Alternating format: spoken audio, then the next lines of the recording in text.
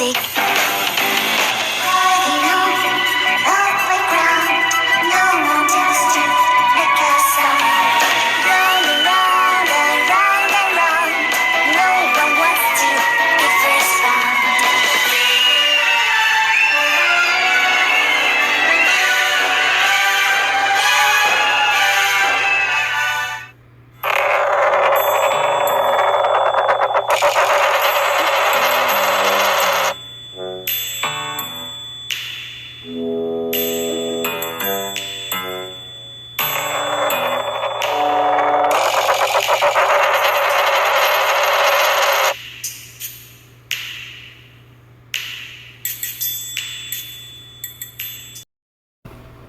Good afternoon, everyone. So I wanted to thank Colleen and BOM. I'm not sure how to say that one. Pointing me to Colleen for pointing me to this. And I want to say that I do remember this. I remember this. And it was, I remember reading it and I remember thinking, oh my God, what the hell? So thank you so much. In fact, what I put on my plan is, sorry about the fan if there's some background noise. It's hot, really, really hot here, and I have to have the fan on. There's no ifs, ands, or buts about it, so sorry. But what I'm planning on doing is going back, finding articles that, like this one, you know, that we can refer back to. Because we all know something's not right. We all know it. And the crazy thing is that they all know what happened, but and they're steering us in such a direction. They're steering us everywhere. They're like, it's a wild goose chase. That's what it is. And it's on purpose because they messed up. They messed up big time. And I hope I hope the family sue the hell out of them. All of them. The university, the MPD, the FBI, the ISP, every last living one of them. The fraternities, the sororities, the parents of the people that were there that helped, that were there right in there, that know everything. And we're gonna be reading it right in here, or I'm gonna be reading it to you. Thanks, Colleen and BOM. I don't know how to pronounce that. It's B and then it's an O and an M, I think. Anyway, bomb. Oh, excuse me. Okay. So this, let me get back to watch your eyeballs. I'm going to scroll back to the top. I read some of it, and then I was like, oh my gosh, I remember this is so great. Wow, I forgot I read a lot, I guess. Okay, so news. Idaho murders. Mysteries linger in Moscow weeks after Brian Kohberger's arrest. This was January 17th, 2023. Glow on the house. You know, here's another thing too. I want to just, since I'm right here and you see the wreath on the door, I need to remember to make a video of what I came across. Like I always do, I stumble up on these things. What I was looking for this particular time was to see if I could find out who did the work, who did the construction on this house whenever it needed it, or if anything needed fixed. And you know that Kane was, you know, the property manager, so he would be the one to do that. But I'm assuming he would hire it out for a maintenance crew or something like that. So that was what I was doing, and I came across this name, and it directed me to this house, and it was like maybe not very far from this one. I would say maybe walking distance, it would be like 5 minutes. So the weird thing about it is that once I dug deep into this house, it directed me to an older woman. And God, for the life of me, I cannot find my paperwork on it, but she had a really interesting name, like kind of like a Dolly, something kind of like an old school Southern type name. And it was really, really strange because when I first looked at that house, there wasn't a wreath on the door. But the second time I looked it up, they had cleaned the house up on the outside, And lo and behold, there was a wreath on the door. And it was like summertime. So the only thing I can think of, and I've been thinking it actually for a long time. I've always kind of thought about it with the wreath. In fact, I Googled it and Googled it and Googled it. And every time you Google wreath, what's the meaning of the wreath on the door? And no matter what you put in, it comes up some holiday stuff, right? But at one point I did find some stuff on it, on the wreath. So that's one of the videos I'm going to have to do. Because I believe the wreath is hanging on that door as a sign of what the house is, what it's got there for you. The wreath. That's what I believe. That's my story, and I'm sticking to it. Waha, waha, pilgrim. Waha, waha, pilgrim. I want a Johnny Cash look-alike costume thing one time. Well, I sang Burning Ring of Fire, and I was wearing like a cowboy hat with a long coat with my boots and everything, and I won. It was pretty fun. So after a nearly 7-week manhunt, Brian Kohberger's arrest did not reveal a motive. Court documents in the case laying out prosecutors' theory of the crime raised new questions. The long stretch between the killings and when the police were called is one outstanding mystery, I'll say. Moscow, Idaho. As students return for spring semester, this small college town in wheat farming country is still grappling with the brutal killings of 4 vivacious University of Idaho students. A shrine of teddy bears, flowers, a framed photo collage still stands in front of the 3-story home near campus, where 3 female residents and a male visitor were fatally stabbed in the early morning of November 13th. On Main Street, a table in front of Mad Greek, a restaurant where 2 of the victims worked, holds 4 white candles, each bearing the name of a victim. Madison Mogan, 21, a senior in marketing from Coeur d'Alene, Idaho, about 1.5-hour drive north of Moscow, was remembered for treasuring her friends and dreaming of world travel, according to interviews conducted by Insider and reports published in other outlets. Kaylee Gonzalez, 21, was excited for her planned post-graduation move to Austin, Texas, to begin a marketing career. Ethan Chapin, 20, of Conway, Washington, was remembered for his bright smile, sense of humor, and, as a triplet, a love of playing sports with his siblings. Xana Kernodle, 20, who grew up in Idaho and Arizona, was remembered for loving her independent life of college and for her fierce spirit. A server at Mad Greek, the restaurant where Mogan and Kernodle worked, and the other victims visited, wore a ribbon of her school's black and yellow colors to honor her friends. So sweet, so friendly, said the young woman, who asked Insider to not use her name. Well,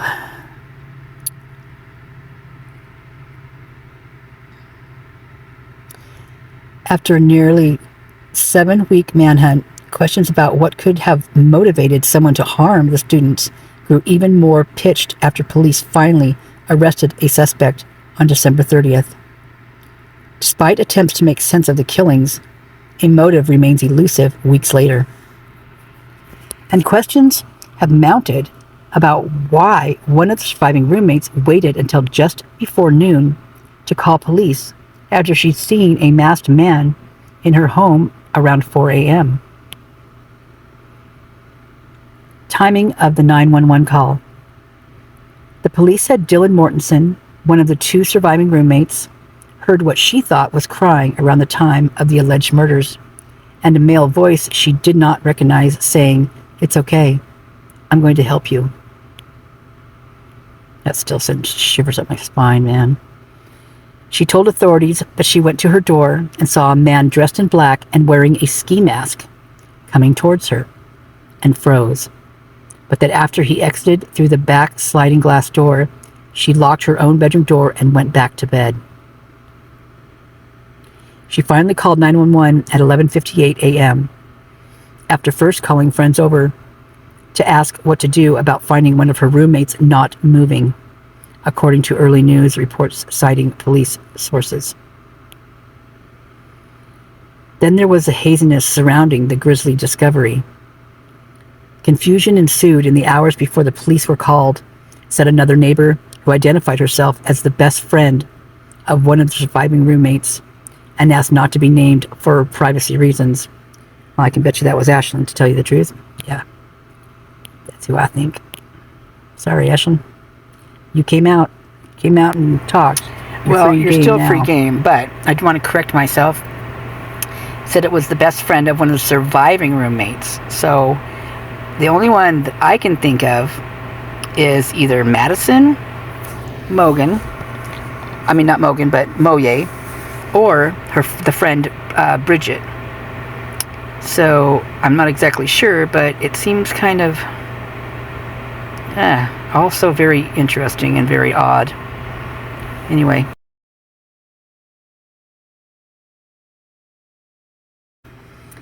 She said she came to the house soon after the crime was discovered and learned from the surviving roommates, Mortensen and Bethany Funk, that someone on the second floor wasn't moving. She said she first presumed the person had ingested something from someone that was laced. It wasn't until later that she learned 4 people she knew had been stabbed and were not unconscious but dead. When I was out there that day, I wasn't comprehending, she said. I'm still not.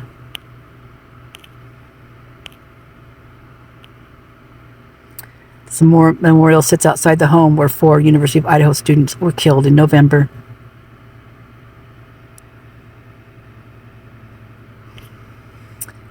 A party house. The victims' hilly campus adjacent neighborhood, crammed with large and small apartment buildings, plus family homes with rooms rented by students, was known as a party zone.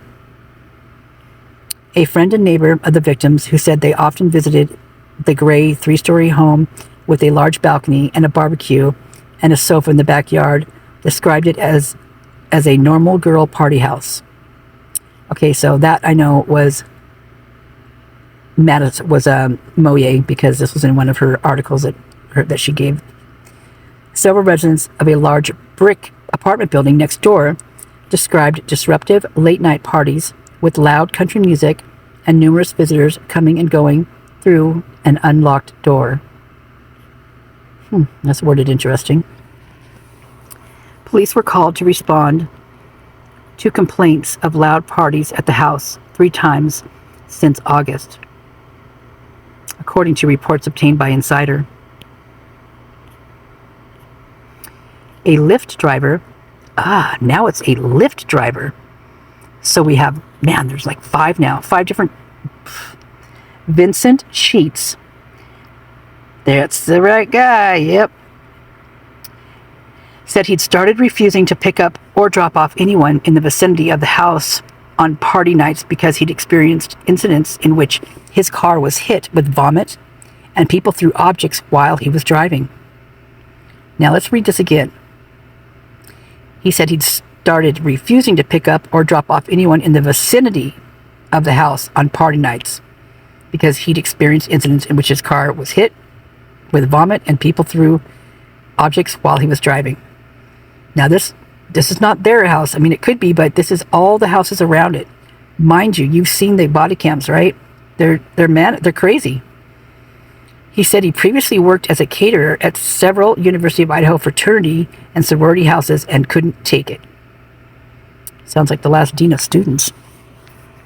The amount of drugs and alcohol in this mind fucking boggling. Oh my God, I can't believe they put this in here.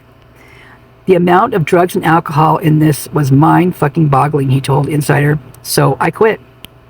Goncalves was a member of the Alpha Pi sorority. Kernodle and Mogan were members of Pi Beta Phi.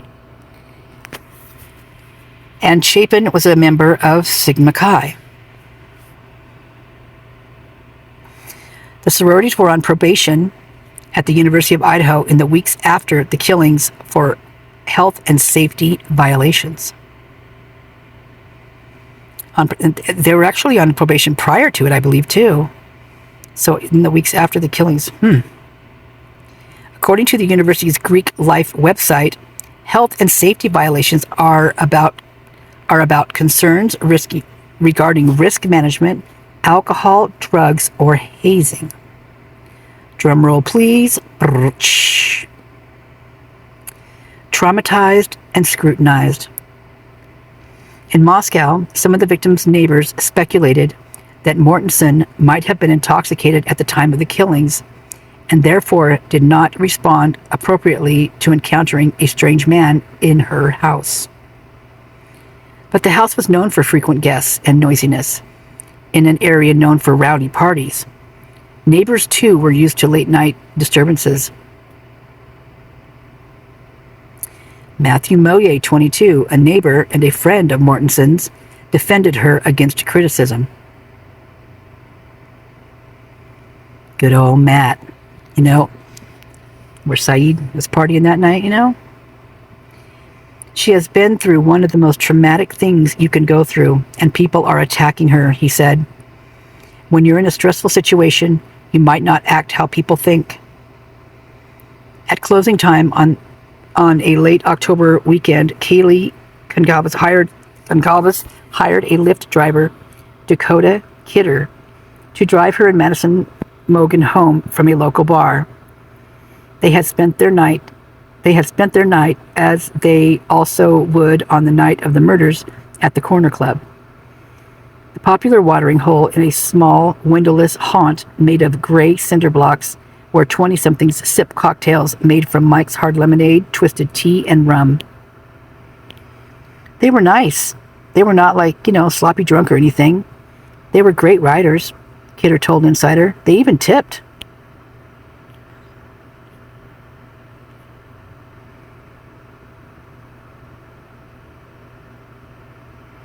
A photo of Kohberger was removed from a photo display at Washington. Oh my gosh, at Washington State University's Wilson Short Hall, where he worked on a PhD in criminology.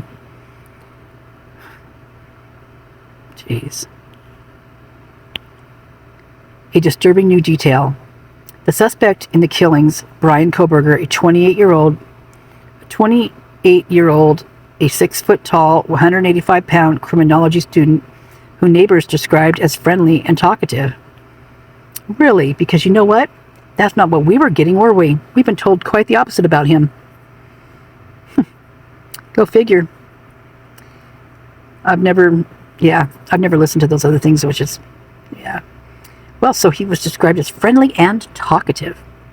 Was enrolled at Washington State University in nearby Pullman, Washington. Prosecutors say cell phone data shows he made the 22-mile round-trip drive from his apartment to the house where the killings took place no fewer than a dozen times before the murders. There's no way they can say oh my gosh. I'm just going to keep reading. I really want to scream right now at this article. I mean, in a good way, but in a not at this article. I guess I want to scream at the other stuff that they did. Mr. Thompson, Mr. Butthead Bill. But there was no further known connection between the suspect and the victims, and accounts that have surfaced about the suspect killer since his arrest have provided no clear motive or revealed any history that would suggest a propensity to kill. Kohberger's arrest on December 30th, however, triggered talk of a disturbing new detail. For hours before and after the killings, Washington State University police and Whitman County Sheriff's deputies were posted outside the suspect's apartment because of a bloody hit-and-run reported at 11:40 p.m. on November 12th that sent 2 pedestrians to the hospital with serious injuries.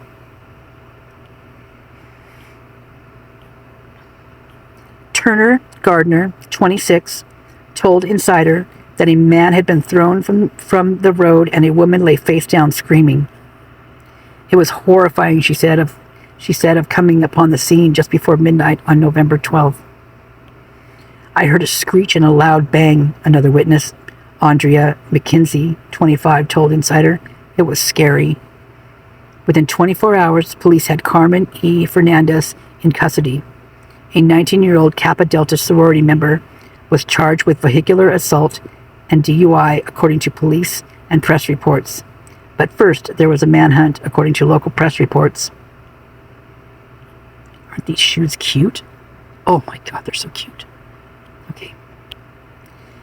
Cell phone data laid out in court documents shows Kohberger's phone at his home in the early hours of November 13th. A second-story window likely gave Kohberger, who according to neighbors and court documents was an insomniac, a view of the scene. It was also within earshot. He left his apartment about 2:42 a.m. on November 13th, according to the cellular data and traffic camera footage compiled by prosecutors. Go figure. His white Hyundai sedan traveled 11 miles to Moscow. Prosecutors said he then committed the grisly murders, leaving behind a knife sheath containing the DNA that would eventually lead to his arrest. By 5:30 a.m., cell tower pings showed his phone back at his home. The police were there the whole time. Jose Mercado, 19, a student who lives in a nearby apartment with a view of both Kohberger's building and the accident scene, told Insider.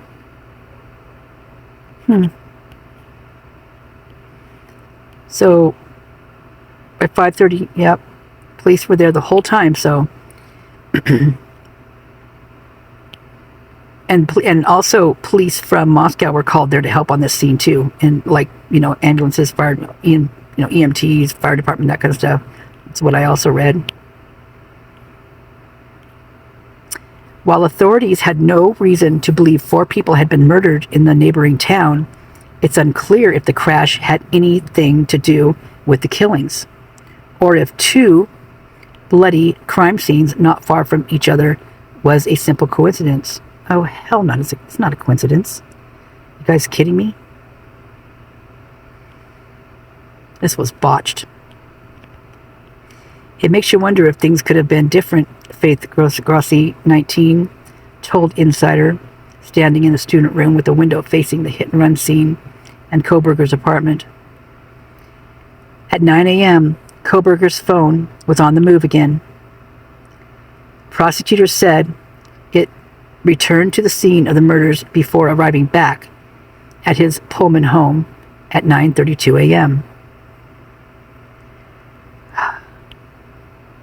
Around noon, about the time Moscow police found the victims and the hunt for the killer began, Kohberger's phone pings indicate that he likely slipped out of his apartment and passed Pullman police once more.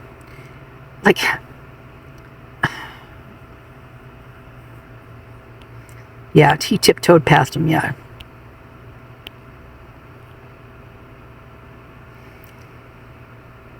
University. A suspect at ease, a community on edge.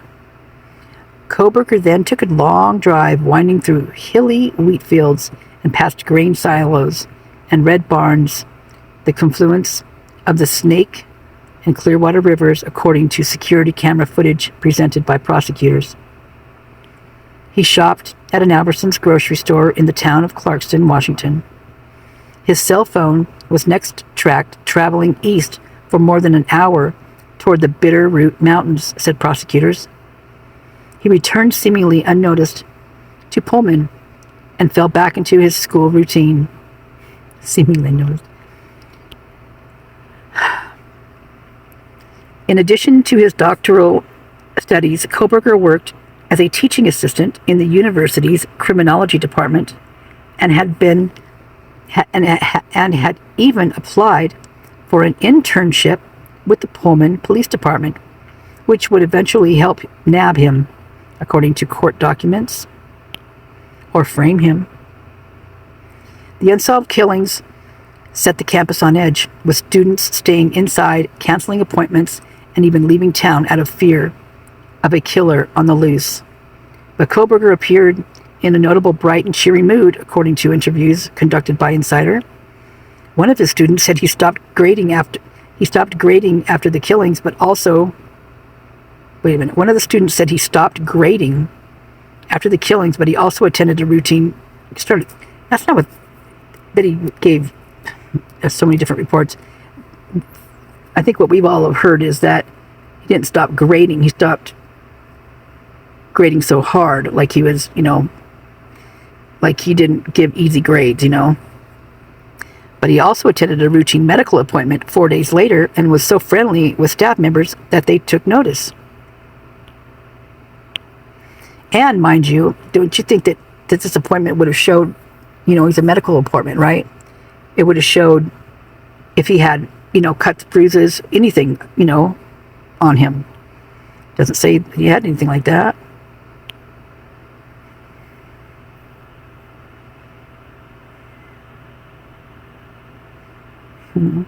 Kohberger in handcuffs was escorted by officers in the Monroe County Courthouse in Strasburg, Pennsylvania on January 3rd, 2023.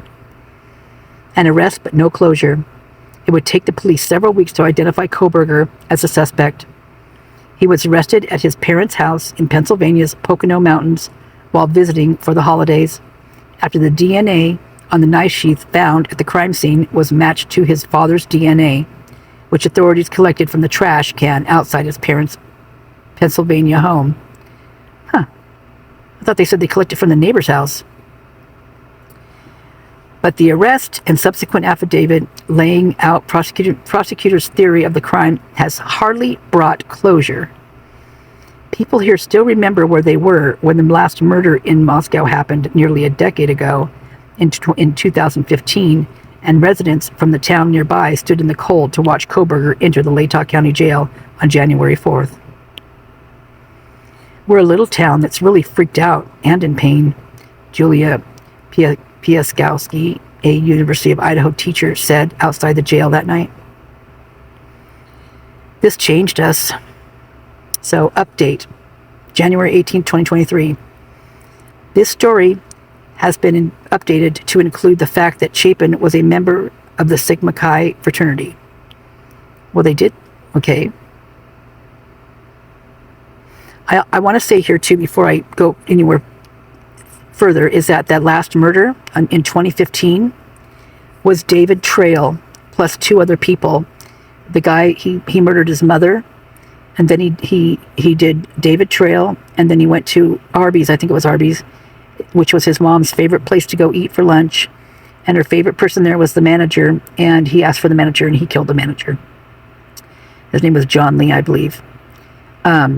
And John Lee was friends with the chief of police at the time. So they actually knew who he was, right? Okay. So they caught up with him and he's in prison. But David Trail is everyone in his family, they've been there forever. And they own like lots of property out off Mountain View Road. Out there that's the one that's got a lot of stuff going on out there all the time. But he also was the house that the Sigma Chi guys are in right now. He traveled all around and did it. He sings in a band. He did like quartets and he did other stuff too. But so his monies that he made with his singing, he funded that Sigma Chi house. He's the one that got that new Sigma Chi house. So that was David Trail, and that was he was murdered in 2015. Okay, so his other brother is passed just recently too, and so his son, I think his name's Tom, is actually the spokesperson, or how, I don't even know what they call it, but there's a video on Sigma Chi on Instagram actually that's got a recent one that's got him talking, Tom Trail. With the Sigma Chi guys. So, anywho, just thought I'd throw that in there. Correction, January 18, 2023. An earlier version of the story misstated disciplinary actions that were taken against Alpha Pi and Pi Beta Phi sororities. They were on probation for health and safety violations, not suspension. Okay. Correction, January 24th, 2023. Because of an editing error, and earlier version of the story misstated where a knife sheath with Brian Kohberger's DNA was found. The knife sheath was found inside the home where the 4 students were killed, not in a trash can outside of it. Oh my God. You guys. Good catch, you guys. Great. Thanks, Colleen. God. Unreal. These guys are unreal, aren't they? Ah, wow.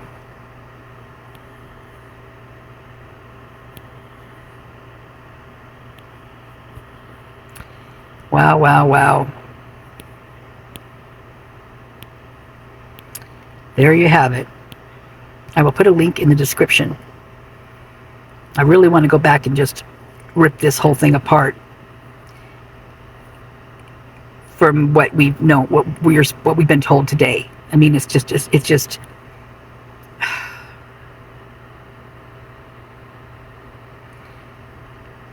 I don't know about you guys, but I trust police officers a lot less now than I ever did.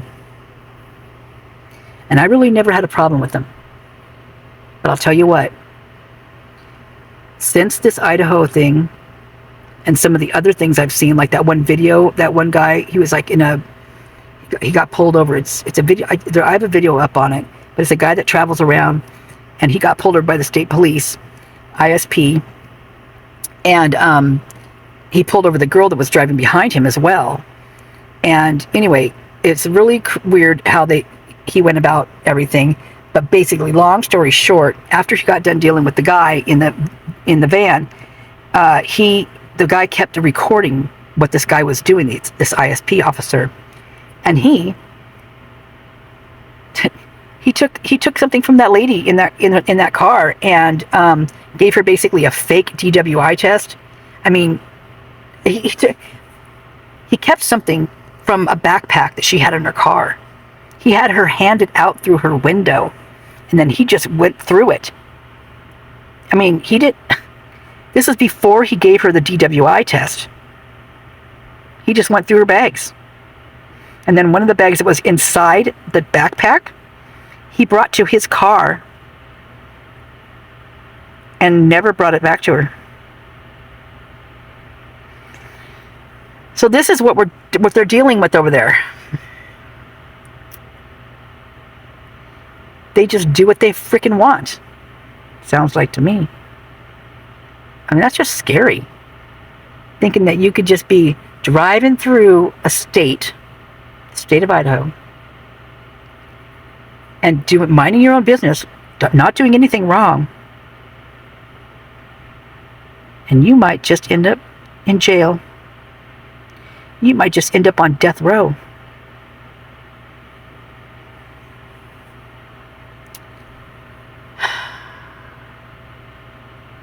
That's some scary stuff. That's what nightmares are made of, man. God. Okay, I'm going to get this out, and I'm going to get on to the next one, because there's a lot of new articles I found, older ones, that have a lot to say. Thank you guys for pointing this, for being so, like on it. Like, go to this page, go get this. Colleen did it. I mean, I just love that. It was awesome. Thank you so much. Oh. All right. Love you guys. Can't wait to hear the comments on this one. Peace.